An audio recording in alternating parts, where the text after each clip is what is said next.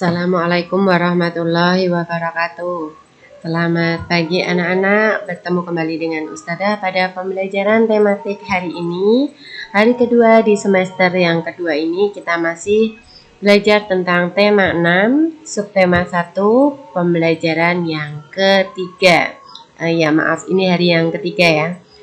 Pada pembelajaran hari ini kita akan membahas 3 pokok bahasan, diantaranya yang pertama adalah kesimpulan dari sebuah teks eksplanasi, interaksi manusia dengan lingkungan alam serta pengaruhnya, serta hak sebagai anak, siswa, dan warga negara. Kita mulai dari yang pertama, perhatikan gambar pada layar kalian. Di situ terdapat gambar buku, di mana di dalam buku terdapat globe yang berisikan peta Indonesia serta gambar matahari. Di sini kita akan tahu bahwa buku tersebut merupakan buku ilmu pengetahuan, di mana terdapat penjelasan tentang fenomena alam yang terjadi. Nah, fenomena alam ini salah satunya adalah matahari yang merupakan sumber energi bagi makhluk hidup. Manusia dan masyarakat membutuhkan matahari untuk bertahan hidup. Mengapa? Karena semua kegiatan manusia itu membutuhkan yang namanya sumber energi. Sedangkan sumber energi terbesar di bumi itu adalah matahari. Perhatikan, di sini adalah salah satu contoh bentuk pemanfaatan sumber energi panas matahari yang dilakukan oleh seorang petani untuk mengeringkan padi. Nah, padi ini merupakan bahan pangan kita, masyarakat Indonesia pada khususnya. Nah, lalu apa hubungan manusia dengan lingkungan alamnya? Ternyata ada pengaruh antara hubungan manusia dengan lingkungan alam. Semua makhluk hidup yang ada di bumi melakukan hubungan dengan sesama makhluk hidup maupun dengan lingkungannya. Lingkungan alam terdiri atas benda mati atau abiotik dan makhluk hidup atau biotik. Lingkungan alam merupakan sumber penghidupan bagi makhluk hidup karena alam menyediakan semua kebutuhan makhluk hidup. Benda mati dan makhluk hidup saling mempengaruhi antara satu dengan yang lainnya, bahkan antar keduanya saling berkaitan. Salah satu bentuk hubungan antara benda mati dan makhluk hidup adalah jenis tanah, suhu, dan curah hujan di suatu tempat dapat mempengaruhi jenis tanaman yang tumbuh dan hewan yang berkembang di daerah tersebut. Makhluk hidup juga dapat mempengaruhi benda mati. Contohnya, daerah yang banyak tumbuhannya akan menyebabkan daerah tersebut menjadi lebih sejuk. Daerah yang masih banyak tumbuhannya cenderung memiliki air tanah yang baik dan berlimpah. Hal ini terjadi karena tanaman membantu tanah untuk menahan air dan menyimpannya di dalam tanah dengan baik. Lalu bagaimana dengan manusia? Hubungan antara manusia dengan lingkungan alam dapat dikelompokkan menjadi 2. Pertama, hubungan yang membuat manusia harus dapat menyesuaikan diri dengan alam. Kedua adalah hubungan yang membuat manusia dapat memanfaatkan alam sekitarnya. Salah satu cara manusia untuk menyesuaikan diri dengan alam adalah dengan mempelajari peristiwa alam yang ada di lingkungannya. Para petani harus menyesuaikan waktu tanam dengan musim hujan agar tanamannya dapat tumbuh dengan baik. Para nelayan memilih waktu untuk berlayar menyesuaikan dengan keadaan cuaca agar terhindar dari bencana dan memperoleh tangkapan ikan yang banyak. Manusia juga harus dapat memanfaatkan alam untuk memenuhi kebutuhan hidupnya dengan menggunakan ilmu pengetahuan dan teknologi. Contohnya, untuk menanggulangi akibat kemarau panjang yang menyebabkan menurunnya hasil pertanian, manusia mencoba membuat hujan buatan. Pembuatan hujan buatan ini tentu dengan menggunakan pengetahuan dan teknologi. Baik anak-anak, berdasarkan bacaan yang tadi sudah Ustazah bacakan atau bisa kalian lihat di buku paket kalian, Ayo, mari kita mencoba untuk menjawab pertanyaan berikut. Yang pertama, apa judul bacaan di atas? Ya, judulnya adalah Manusia dengan Lingkungan Alam. Kemudian, tuliskan kata kunci yang ada dalam setiap paragraf di atas. Karena di atas ada 5 paragraf, berarti ada 5 kata kunci dari setiap paragraf yang harus kita cari. Yang pertama, paragraf pertama ternyata ada kata kunci makhluk hidup, lingkungan, benda mati, dan alam. Paragraf yang kedua, makhluk hidup, benda mati, tanah, suhu, tanaman, dan hewan. Paragraf yang ketiga adalah makhluk hidup, tumbuhan, tanah, dan air. Paragraf yang keempat, manusia, lingkungan, alam, cuaca, dan musim. Sedangkan paragraf yang terakhir, yaitu paragraf kelima, ada kata kunci dari manusia, teknologi, pengetahuan. Di sini ada beberapa kata kunci yang dipakai lebih dari satu paragraf, karena ini merupakan teks eksplanasi yang merupakan penjelasan yang saling berkaitan antara paragraf yang pertama dan paragraf selanjutnya. Kita lanjutkan untuk menjawab pertanyaan selanjutnya. Apa yang dimaksud dengan lingkungan alam? Ini sudah ada di teks, yaitu sumber penghidupan bagi makhluk hidup karena alam menyediakan semua kebutuhan makhluk hidup.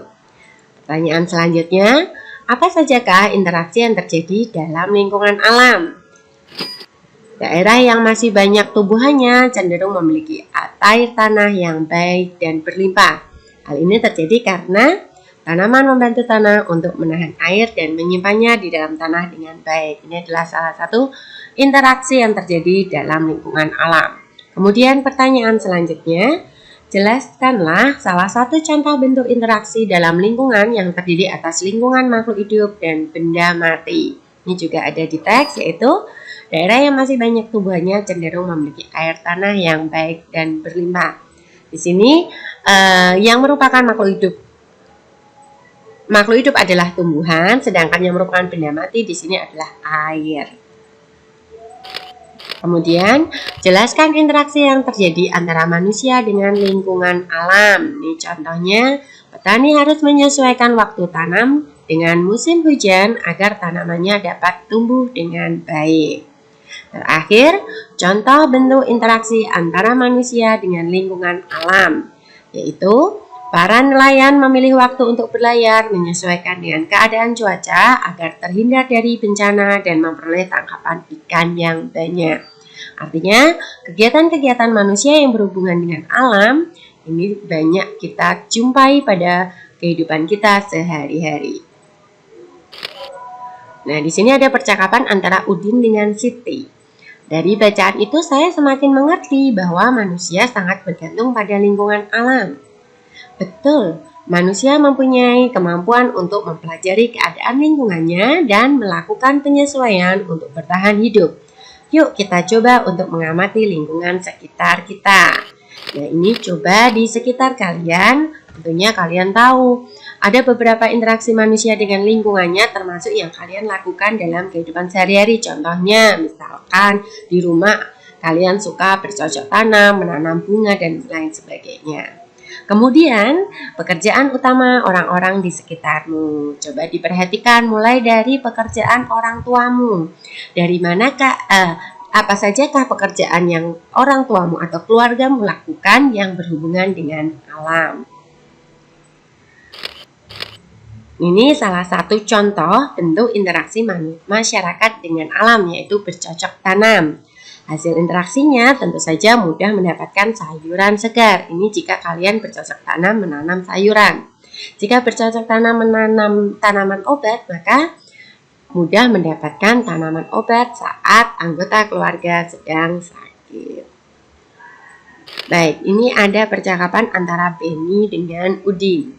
Saya baru menyadari bahwa apa yang saya makan berasal dari hubungan manusia dengan lingkungan alamnya. Saya bersyukur tinggal di daerah yang memiliki hasil pertanian yang melimpah. Di daerah Papua, mereka biasa memakan umbi-umbian, Din. Hal ini terjadi karena di sana mereka tidak menanam padi seperti masyarakat di Pulau Jawa. Umbi-umbian merupakan tanaman yang paling mudah tumbuh dan mudah dirawat di sana. Wah, saya baru tahu. Berarti jika daerahnya berbeda, tanaman yang dihasilkan pun bisa berbeda ya. Masyarakat yang tinggal di daerah sana juga harus menyesuaikan pengetahuan yang baru untukku. Ya, tetapi kesamaannya adalah semua orang berhak untuk memenuhi kebutuhan hidupnya termasuk mencari makan. Berbicara tentang hak-hak apa saja yang kita miliki. Nah, karena Udin dan Beni ini adalah seorang anak-anak, maka mereka memiliki hak yang namanya hak anak. Karena anak-anak merupakan generasi penerus cita-cita perjuangan sebuah bangsa. Oleh karenanya, kebutuhan untuk tumbuh dan berkembang dalam kehidupan anak harus diutamakan. Oleh karenanya, Persyarikatan Bangsa-Bangsa atau PBB mensahkan Konvensi Hak-Hak Anak yaitu Convention on the Right of the Child pada tanggal 20 November 1989.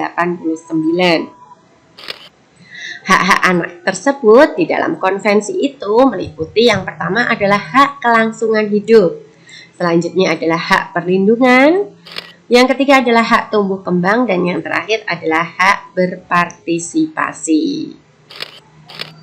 Nah, dari sini, tahukah kalian tentang hak-hak seorang siswa? Kalian ini adalah kalau di rumah adalah anak, sedangkan kalau di sekolah adalah merupakan siswa. Nah, hak seorang siswa ini diatur dalam Peraturan Pemerintah Nomor 28 Tahun 1990 yang meliputi pertama, mendapat perlakuan sesuai dengan bakat, minat, dan kemampuannya. 2. Memperoleh pendidikan agama sesuai dengan agama yang dianutnya. Ketiga, mengikuti program pendidikan yang bersangkutan atas dasar pendidikan berkelanjutan. Keempat, mendapat bantuan fasilitas belajar, beasiswa, atau bantuan lain sesuai dengan persyaratan yang berlaku. Kelima, pindah ke sekolah yang sejajar atau yang tingkatnya lebih tinggi sesuai dengan persyaratan penerimaan siswa pada sekolah yang hendak dimasuki. 6. Memperoleh penilaian hasil belajarnya. 7. Menyelesaikan program pendidikan lebih awal dari waktu yang ditentukan. Serta yang terakhir adalah mendapat pelayanan khusus bila mana menyandang cacat. Ini adalah hak-hak seorang siswa. Baik, kita sampai pada akhir pembelajaran hari ini. Di waktu luang kalian, coba mintalah orang tuamu untuk menceritakan pekerjaan mereka sehari-hari. Diskusikan dengan orang tuamu bentuk interaksi mereka dengan lingkungan alam pada saat mereka melakukan pekerjaannya. Baik, anak-anak, semoga pembelajaran pada hari ini bermanfaat. Tetap jaga kesehatan dan terus semangat belajar. Bertemu kembali dengan Ustazah pada pembelajaran tematik selanjutnya. Ustazah akhiri, wassalamualaikum warahmatullahi wabarakatuh.